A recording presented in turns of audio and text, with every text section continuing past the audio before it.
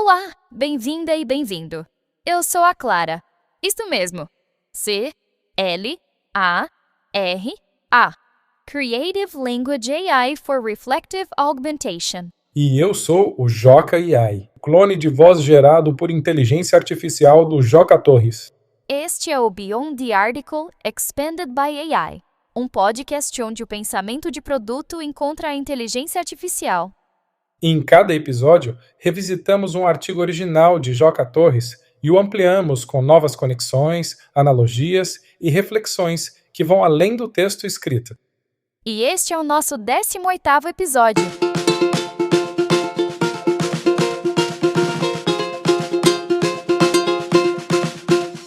Hoje vamos conversar sobre o artigo intitulado O impacto do Vibe Coding nos 4 princípios essenciais da cultura de produto. Sabe, Clara, quando comecei a escrever esse artigo, eu estava refletindo sobre como o Vibe Coding, essa prática de criar protótipos e aplicações rapidamente, quase como um hobby, estava mudando a forma como as pessoas encaram o desenvolvimento de produto. É fascinante isso, Jocaí. Me lembra muito daqueles filtros do Instagram que alteram nossa percepção da realidade. O Vibe Coding pode estar funcionando como um filtro para a cultura de produto, intensificando certas características que já estão lá, mas nem sempre de forma equilibrada. Exato. E por isso resolvi analisar como ele impacta especificamente os 4 princípios fundamentais da cultura de produto. O primeiro é entregas rápidas e frequentes. O Vibe Coding acelera isso absurdamente. Você consegue sair do zero a um MVP funcional em horas ou dias. Isso é incrível para o aprendizado. Sim, mais ciclos de aprendizado, mais experimentos, mais validação. Mas o perigo é quando confundimos velocidade com progresso real. É como aquele corredor que sai muito rápido na maratona. Impressiona no início, mas pode não chegar até o final. Perfeita analogia. E isso me conecta com o segundo princípio que você menciona: foco no problema. O Vibe Coding pode ser uma lupa poderosa aqui, porque quando você consegue materializar uma solução rapidamente, fica mais fácil alinhar a intenção com o resultado final. Verdade. Quando você constrói algo tangível, consegue testar se realmente entendeu o problema. Mas aqui mora um perigo duplo. Primeiro, você pode pular a fase de discovery do problema, achando que já sabe tudo.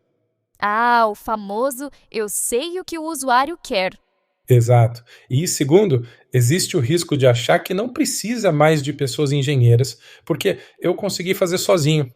É como querer dirigir na estrada, porque conseguiu dar uma volta no quarteirão. Que comparação interessante!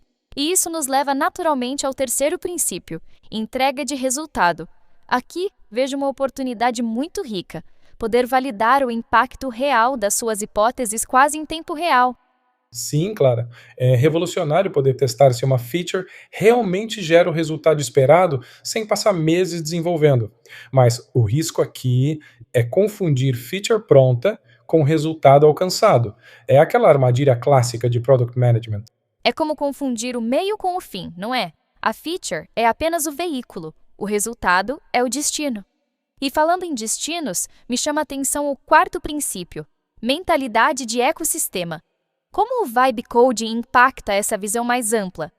Ótima pergunta. O Vibe Coding permite que você teste propostas de valor para múltiplos atores do ecossistema rapidamente. Você pode criar um protótipo que atende diferentes usuários e ver como eles interagem. Mas o perigo é criar desequilíbrios, beneficiar um ator às custas de outro. É como ser um maestro de orquestra, né? Você precisa garantir que todos os instrumentos estejam em harmonia, não apenas tocando alto. Jocaí, você traz exemplos práticos muito interessantes no artigo. Conta pra gente sobre o Zapando. O Zapando é um exemplo perfeito de Vibe Coding. Criei um app de to-do em um fim de semana para testar uma hipótese específica sobre organização de tarefas. E em 48 horas, saiu do zero para uma aplicação funcional. Foi incrível para validar a mecânica da solução rapidamente. E isso me faz pensar, Jocaí, em como as equipes podem fazer uma autoavaliação honesta antes de mergulhar no Vibe Coding. Existe algum tipo de checklist de prontidão que você recomendaria? Que velocidade impressionante! E isso ilustra perfeitamente como o Vibe Coding pode acelerar os ciclos de aprendizado. Mas me conta também sobre o Astroflow. Esse caso me parece ainda mais revelador sobre os riscos que você menciona. Ótima pergunta. Eu sugeriria começar com 3 perguntas fundamentais. Primeiro, como vocês definem sucesso hoje? Se a resposta for apenas sobre features lançadas ou velocidade de entrega, é um sinal de alerta. Segundo, quanto tempo vocês gastam realmente entendendo o problema antes de partir para a solução? E terceiro, vocês conseguem medir e iterar baseado no comportamento real dos usuários? O Your Astro Flow. Esse é um exemplo perfeito de como podemos confundir feature pronta com resultado. Criei um app de revolução solar que conseguiu 84 cadastros iniciais. Parecia promissor. Mas quando olhei o D1+ login, ou seja, quantas pessoas voltaram no dia seguinte... Essas perguntas são como um espelho, não é? Elas forçam a equipe a confrontar a realidade da própria cultura. E me parece que o vibe coding pode ser especialmente traiçoeiro para PMs que já têm tendência ao solution bias. Aquela pressa de pular direto para a solução sem investigar o problema a fundo. Apenas 3 pessoas. Exatamente. É aquele velho, quando você tem um martelo, tudo parece prego. Com o vibe coding, o martelo fica ainda mais tentador porque está ali, disponível, pronto para usar. Eu vejo muito PM que pensa, posso validar essa ideia rapidamente construindo algo, mas esquece que construir não é validar, é apenas uma das formas de validação e nem sempre a mais eficiente. Exatamente, apenas 3. A feature estava pronta, funcionava perfeitamente, mas o resultado, engajamento real, não aconteceu. Foi uma lição valiosa sobre a diferença entre construir algo que funciona e construir algo que as pessoas realmente querem usar. Isso me conecta perfeitamente com os exemplos práticos que você traz no artigo. Vamos falar sobre eles? Me parece que eles ilustram muito bem tanto os potenciais quanto as armadilhas do vibe coding. Conta pra gente sobre o Zapando. Essa diferença entre funciona e as pessoas querem usar é crucial. Me lembra uma pesquisa que vi sobre produtos digitais. Cerca de 70% das features desenvolvidas nunca são realmente adotadas pelos usuários. O vibe coding pode tanto acelerar esse desperdício, quanto ajudar a evitá-lo dependendo de como é usado. Esses exemplos são muito poderosos, Jocaí. Eles mostram como o vibe coding é um espelho da nossa cultura de produto. Reflete e amplifica o que já está lá.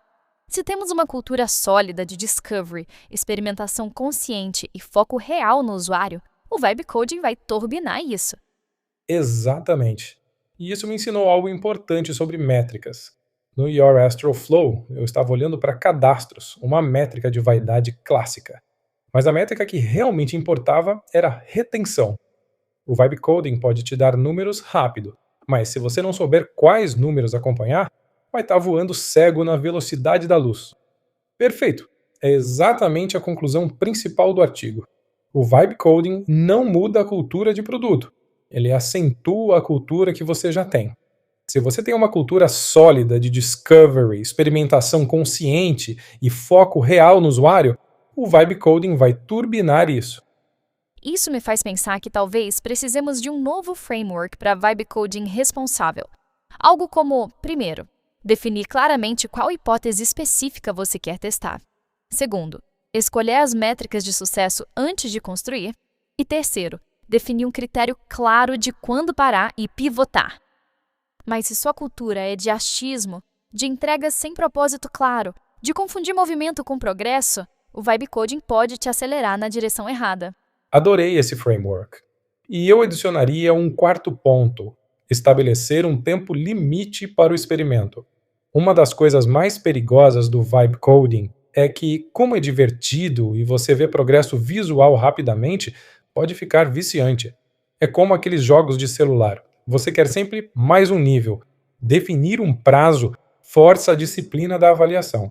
Exato, é como dar um carro esportivo para alguém que não sabe dirigir direito. A velocidade pode ser perigosa se não vier acompanhada de direção e controle.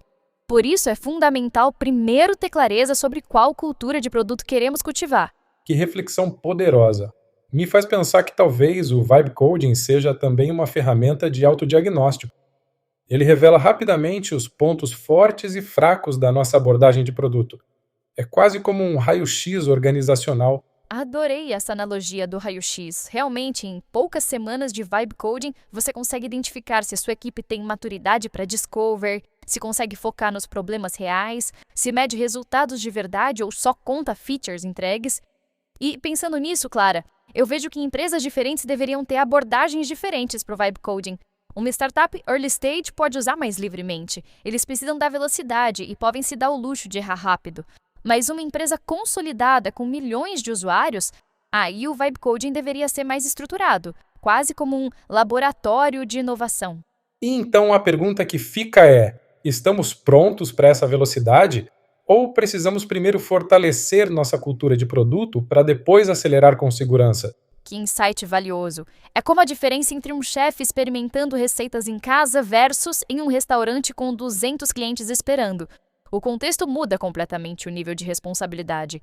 Isso me faz pensar, talvez o vibe coding seja também uma oportunidade para empresas maiores criarem zonas de experimentação segura, espaços onde podem manter aquela agilidade de startup sem comprometer o produto principal. Essa pergunta que você fez, Clara, é fundamental. E eu diria que existem alguns sinais claros de quando uma equipe está pronta. Quando eles conseguem formular hipóteses específicas e testáveis, quando têm clareza sobre suas métricas de sucesso, quando fazem discovery antes de partir para a solução e quando são capazes de matar projetos que não estão funcionando, mesmo que o código esteja bonito. Perfeita pergunta para encerrarmos nossa conversa. O vibe coding é uma ferramenta poderosa, mas como toda ferramenta poderosa, precisa ser usada com consciência e preparação. A tecnologia acelera, mas quem define a direção somos nós. Especialmente esse último ponto, Yokai. Matar projetos bonitos. Talvez seja o teste definitivo de maturidade em produto. É como aquela citação: In God we trust, all others must bring data. O vibe coding coloca essa filosofia à prova porque torna a construção tão fácil que pode camuflar a falta de validação real. Perfeito! E essas zonas de experimentação precisam ter métricas próprias. Não adianta medir um experimento de vibe coding com as mesmas métricas de um produto maduro. Talvez devêssemos falar de métricas de aprendizado versus métricas de performance. A primeira mede o quanto você aprendeu sobre o problema e a solução. A segunda mede resultados de negócio. Você acabou de ouvir um novo episódio do Beyond the Article, Expanded by AI. Adoro essa distinção entre métricas de aprendizado e métricas de performance. É como a diferença entre medir quantos quilômetros você correu no treino versus seu tempo na maratona oficial. Ambos são importantes, mas servem para propósitos diferentes. E isso nos leva de volta à sua observação principal, sobre o vibe coding ser um amplificador da cultura existente. Para ler o artigo original e explorar mais conteúdo de Joca Torres, visite Jaco.com. Se escreve G-A-C-O. E no final do artigo você encontra informações sobre os serviços de workshops, mentorias e livros digitais do Joca para quem quer implantar visão e cultura de produto na empresa. Obrigado por nos acompanhar. Até o próximo episódio.